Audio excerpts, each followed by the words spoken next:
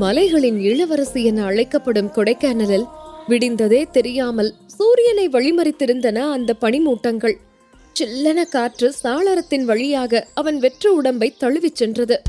அந்த பிரம்மாண்ட ஹோட்டல் ரூமில் 2வது மாடியில் குப்புரடித்து படுத்திருந்தவன் குளிர்ந்த காற்றின் காரணமாக லேசாக முகத்தை கீழே தேய்த்தான். அவன் தேய்த்ததினால் அவன் மூக்கினுள் ஒரு கிரக்கமான மனம் வரவே மீண்டும் 2-3 முறை தேய்த்தான். அதனால் அவன் உடலில் ஜிவ்வென ஒரு உணர்வு தோன்றி அவன் ஆண்மை வெளிப்படுவதை உணர்ந்தவன் கண்களை லேசாக திறந்தான். முதல் முறை குடித்திருந்ததால் தலைவலி லேசாக இருந்தது. அவன் கண்களை மெல்ல திறந்தான்.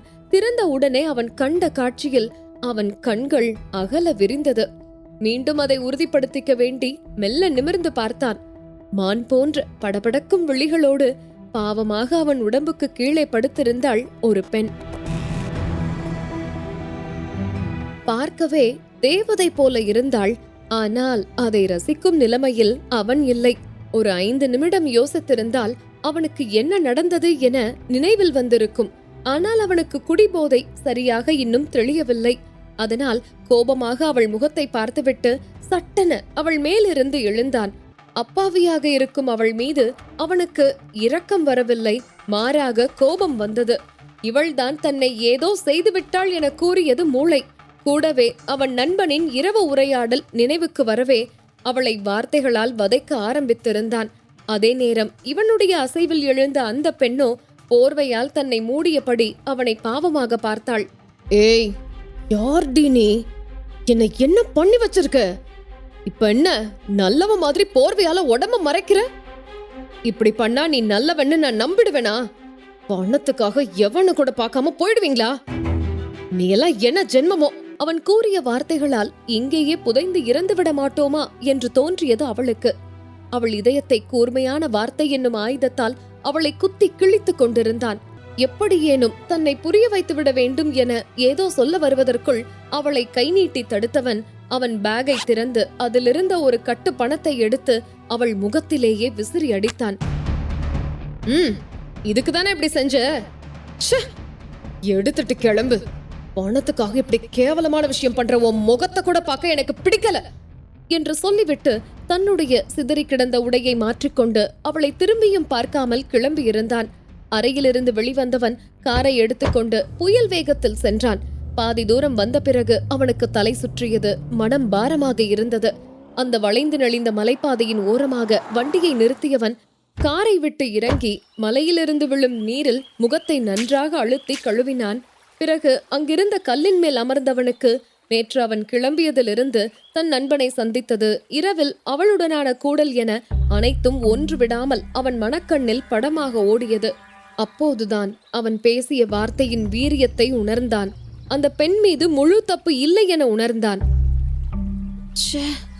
எந்த மாதிரி ஒரு தப்பு பண்ணிட்ட? அந்த பொண்ணு எந்த தப்பும் பண்ணல. போதையில நேத்து நடந்தது முழுசா ஞாபகம் இல்லாம அவளை கஷ்டப்படுத்திட்டனே என்று யோசித்தான். அவனுக்கு தன்னை நினைக்கவே அவமானமாக இருந்தது. இன்னொரு பக்கம் ஒரு அப்பாவி பெண்ணை தவறாக பேசியதை நினைத்து கண்ணில் கண்ணீர் வந்தது. தான் செய்த தவறை நினைத்து அவனே அவன் கன்னத்தில் பலமுறை அடித்துக் கொண்டான். அவள் அப்படியே விடக்கூடாது, அவ எனக்கு வேணும் என்று தனக்குத்தானே கூறிக்கொண்டவன் அடுத்த நிமிடமே கிளம்பியிருந்தான் அவளிடம். ஹோட்டல் வாசலில் காரை பார்க் செய்துவிட்டு ஓட்டமும் நடையுமாக அவன் தங்கியிருந்த 2வது மாடியில் 3வது அறையை திறந்து உள்ளே சென்றவனுக்கு அதிர்ச்சியே காத்திருந்தது. அவள் அங்கு இல்லை. அவள் முகத்தில் எரிந்த பணம் அதே இடத்தில் கிடந்தது. அவளுடைய சிதறி கிடந்த ஆடைகளும் இல்லை. தொப்பென அந்த கட்டிலே அமர்ந்து விட்டான். மெல்ல எழுந்து அவள் சம்பந்தப்பட்ட பொருள் ஏதாவது இருக்கிறதா என்று அந்த கட்டிலை சுற்றி கண்களை சுழல விட்டான். உபயோகமாக ஒன்றும் அவன் கண்ணுக்கு படவில்லை. அந்த பெட்டின் மேல் வெள்ளை நிற பெட் கவரில் சிறு துளி ரத்தம் காய்ந்த வண்ணம் இருந்தது. அதை பார்க்கும்போது இன்னும் குற்ற உணர்வு மேலோங்கியது. தன் தலையை அழுந்த கோதியவன் அந்த இரத்தக்கரையை தொட்டு பார்த்தான். அவன் கை நடுங்கியது. அவளை தவறாக பேசியதை எண்ணி வாய்விட்டு கதறி அழுது விட்டான். அவன் ரூமை வெக்கேட் செய்யாததால் சர்வன்ட் யாரும் ரூமினுள் வரவில்லை. எனவே யாரிடமாவது அவளை பற்றி விசாரிக்கலாம் என்று நினைத்தவன் வேகமாக கீழே இறங்கி சென்றான். அங்கே இருந்த ரிசப்ஷன் பெண்ணை பார்த்த பிறகுதான் அவனுக்கு நிம்மதியே வந்தது. அந்த ரிசப்ஷன் பெண்ணிடம், என் கூட ஒரு பொண்ணு தங்கியிருந்தா, என்று சொல்ல வந்தவன், என் வைஃப பாத்தீங்களா? ரூம்ல விட்டுட்டு போன, அவங்க இப்போ ரூம்ல இல்ல, நீங்க பாத்தீங்களா என்றான் படபடக்கும் குரலில். அவங்க என்ன ட்ரெஸ் போட்டுட்டு இருந்தாங்கன்னு சொல்லுங்க, நான் சிசிடிவில செக் பண்ணி சொல்றேன் சார் என்றாள் அந்த பெண். இவன் ஞாபகப்படுத்திக் கொண்டே, வெள்ளை நிற சுடிதார், பிங்க் நிற துப்பட்டா போட்டிருந்தாங்க என்றான். அவன் கூறியதை கேட்ட அந்த ரிசப்ஷன் பெண், சாரி, உங்க வைஃப் நீங்க போன கொஞ்ச நேரத்திலேயே அவங்களும் வெளியே போயிட்டாங்க. அதை கேட்டவனுக்கு ஏமாற்றமே மிஞ்சியது. ஆனால் அவன் இதை இப்படியே விட விரும்பவில்லை. எனவே அங்கிருந்த சிசிடிவி கேமரா புகைப்படத்தை பார்த்தான். ஆனாலும் அதில் அவள் எங்கே செல்கிறாள் என்று தெளிவாக தெரியவில்லை. அவன் எல்லா இடத்திலும் அவளை தேடி அலைந்தான்.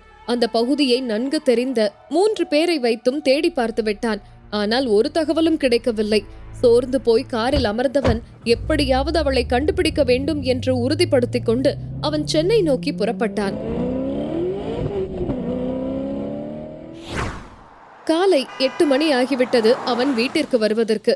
வீட்டிற்குள் நுழைந்தவன் தளர்ந்த நடையோடு தன்னுடைய அறைக்கு செல்ல படிக்கட்டில் ஏறினான். தன் அம்மாவும் அப்பாவும் ஒரு பெரியவரிடம் ஹாலில் அமர்ந்து பேசிக் கொண்டிருப்பதை பார்த்தான். ஆனால் அதை கவனிக்க அவனுக்கு விருப்பமில்லை. எனவே அதை பார்த்தும் பார்க்காதவனாக மேலேறி வந்து அறையை பூட்டிவிட்டு தன்னுடைய உடைகளை களைந்தான். பின்பு குளியலறை சென்று ஷவரை திறந்து நீருக்கு அடியில் நின்றான். தண்ணீர் மேல் படப்பட உடலில் எரிச்சல் ஏற்பட்டது. வலியினால் ஒரு தடவை குடித்ததற்கே இப்படி ஆகிவிட்டது, இனிமேல் குடிக்கவே கூடாது என உறுதி எடுத்துக்கொண்டான். குளித்துவிட்டு வெளியே வரவும் அவனின் அம்மா மல்லிகா கதவு தட்டவும் சரியாக இருந்தது. என்ன ஆதி, நேத்து வரணுட்டு இன்னைக்கு வந்திருக்க? முகம் வேற சோர்வா இருக்கு, உடம்பு ஏதாவது சரியில்லையா என அக்கறையாக தாய்க்கே உரிய பாசத்தோடு விசாரித்தார் மல்லிகா. ஒன்னும் இல்லம்மா, கிளைமேட் நேத்து அங்க நல்லா இருந்துச்சு, அதான் ஒரு நாள் அங்கேயே ஸ்டே பண்ணிட்டு வந்தேன். நைட்டெல்லாம் டிரைவ் பண்ணதுனாலதான் டயர்டா இருக்கேம்மா என்று சமாளித்தான் ஆதி. அவன் தாய் மல்லிகா அவனை சந்தேகமாக பார்த்துவிட்டு, சரி, நீ ரெஸ்ட் எடுத்துக்கோ ஆதி, 2 மணி நேரம் கழிச்சு நான் உன்னை எழுப்புறேன் என்றார் மல்லிகா. ஏன் என குழப்பமாக பார்த்தவனை, நம்ம சொந்தக்காரங்க வீட்டுக்கு திருச்சிக்கு போறோம், சாயந்தரம் 5 மணிக்கெல்லாம் அங்க இருக்கணும், அதான் கொஞ்ச நேரம் தூங்கி எந்திரிச்சு கிளம்பு என்றார் மல்லிகா. மா, நான் எங்கேயும் வரலமா என்றான் ஆதி. என்ன ஆதி சொல்ற, இது உங்க அப்பா சொந்தக்காரங்க வீட்டு விசேஷம், நாங்க 3 பேர் மட்டும் போனா எப்படி, நீயும் வந்தாதானே நல்லா இருக்கும் என்று பாவமாக முகத்தை வைத்துக்கொண்டு கூறினார் மல்லிகா. இந்த பாவப்பட்ட முகம் ஆதிக்கு அவளையே ஞாபகப்படுத்தியது. அம்மா, உன் புருஷன் எங்க?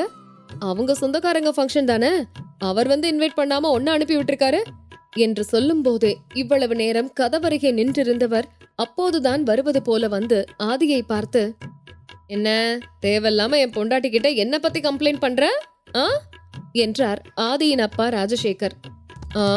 கம்ப்ளைண்டா? என்னன்னு கம்ப்ளைண்ட் பண்றது? நாங்க பேசும்போது கதவு கிட்ட நின்னு ஒட்டு கேட்டீங்கல்ல, அத கம்ப்ளைண்ட் பண்ணவா என்று கேட்டான் ஆதி. ஐயோ, பாத்துட்டான் போலையே, இப்ப என்ன சொல்லி சமாளிக்க என தெரியாமல் இருவரையும் பார்த்து இழித்து வைத்தார் ராஜசேகர். இங்க பாருங்க, நான் தான் அவன்கிட்ட சொல்லிட்டு வரேன்னு சொன்னேன்ல, நீங்க எதுக்கு தேவையில்லாம வந்தீங்க என்றார் மல்லிகா. ஏதோ தெரியாம இந்த பக்கம் வந்தேன், என்னை பத்தி இவன் பேசவும் தான் ரூமுக்கே வந்தேன் என்றார் மல்லிகாவிடம். அதற்குள் ஆதி, ஐயோ, உங்க 2 பேர் சண்டையும் வெளியே போய் வச்சுக்கோங்க, நான் ரெஸ்ட் எடுக்கணும், அதனால நீங்க 2 பேரும் போங்க என்றான் ஆதி. சரி ஆதி, நீ தூங்கு, நான் வந்து கொஞ்ச நேரம் கழிச்சு உன்னை எழுப்புறேன் என்று விட்டு ராஜசேகரை கூட்டிக் கொண்டு சென்றார் மல்லிகா. அவர்கள் சென்றவுடன் கட்டிலில் தொப்பன விழுந்த ஆதி தூங்க முயற்சித்தான். தூக்கம்தான் வருவேனா என்றது. அரை மணி நேரம் கழித்து அவனையே அறியாமல் தூங்கியும் போனான். கீழே வந்த ராஜசேகர், ஏன் மல்லிகா, அவன் முகம் ஒரு மாதிரி இருக்கு என்றார் சந்தேகமாக. தெரியலங்க, டிரைவ் பண்ணதுனால அப்படி இருக்குன்னு சொன்னா, ஆனா நம்மளுக்கு தெரியாதா அவன் எவ்வளவு நேரம் வேணாலும் சோறு தண்ணி கூட இல்லாம டிரைவ் பண்ணுவான்னு? ஏதாவது பிரச்சனையா இருந்தா அவனே பாத்துக்குவான் என்றார் மல்லிகா. அதுவும் உண்மைதான் மல்லிகா, ஆனா எனக்கு இப்ப திக்கு திக்குன்னு இருக்கு, இந்த சம்பந்தம் நல்லபடியா முடிஞ்சாதான் நிம்மதி வரும் என்றார் ராஜசேகர். ஆமாமா, இவனுக்கு கல்யாணம் பண்ண என்னென்ன போய் சொல்ல வேண்டியதா இருக்கு என்றார் மல்லிகா. அப்போது அங்கு வந்த யமுனா, என்னம்மா சொல்றீங்க, அண்ணாக்கு பொண்ணு பார்க்க போறோமா? ஆனா சொந்தக்காரங்க வீட்டு ஃபங்க்ஷன் தானே சொன்னீங்க, இப்ப இப்படி சொல்றீங்க என்றாள். இவ வேற, நம்ம பேசினதை கேட்டுட்டா போலையே என்று நினைத்த மல்லிகா, சரி இவகிட்ட உண்மைய சொல்றதுதான் நல்லது என நினைத்து, ஆமண்டி, உன் அண்ணனுக்கு இந்த மாசத்திலேயே கல்யாணம் பண்ணி ஆகணுமா? இத அவன்கிட்ட சொன்னா ஒத்துக்குவானா? ஆஹா, ஒத்துக்க மாட்டாருமா என்றாள் யமுனா. அதனாலதான் ஃபங்க்ஷன்னு பொய் சொல்லி அவனை பொண்ணு பார்க்க கூட்டிட்டு போறோம் என்றார் ராஜசேகர். 3 மணி நேரம் கழித்து மல்லிகா வந்து ஆதியை எழுப்பி கிளம்ப சொல்லிவிட்டு சென்றார். அவனும் கிளம்பி கீழே வந்தான். ராஜசேகர், மல்லிகா, ஆதி, யமுனா 4வரும் காரில் ஏறி அமர்ந்தவுடன் வண்டி திருச்சியை நோக்கி பயணப்பட்டது. வண்டி மட்டுமல்ல, ஆதியின் விதியும் தான். ஆதியின் குடும்பத்தினர் பரம்பரை பணக்காரர்கள். ஆனால் ராஜசேகரும் மல்லிகாவும் காதல் திருமணம் செய்து கொண்டதால் தங்கள் வீட்டை விட்டு பிரிந்து வந்து சொந்தமாக தொழில் தொடங்கி முன்னேறி உள்ளனர். இப்போது சில நாட்களாகத்தான் ராஜசேகரின் சொந்த பந்தங்கள் பேச்சுவார்த்தையில் உள்ளனர். அதன் காரணமாகவே இந்த பெண் பார்க்கும் படலம். பெண் வீட்டார் நெருங்கிய சொந்தமெல்லாம் கிடையாது, தூரத்து சொந்தம்தான். பெண்ணின் அப்பா மாணிக்கம், பேருக்கு ஏற்றாற்போல் அவர் மாணிக்கம்தான்.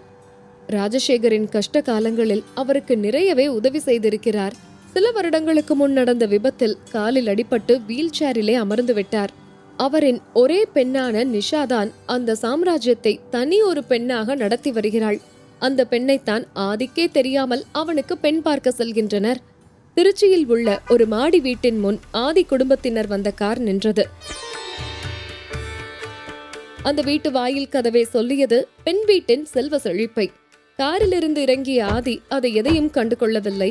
அவன் வீட்டினுள் நுழையும் போதே வாசலில் நின்று அவனை வரவேற்றார்கள். முழு கதையையும் கேட்டு மகிழ பாக்கெட் FM APP டவுன்லோட் செய்யுங்கள். லிங்க் டிஸ்கிரிப்ஷனில் கொடுக்கப்பட்டுள்ளது.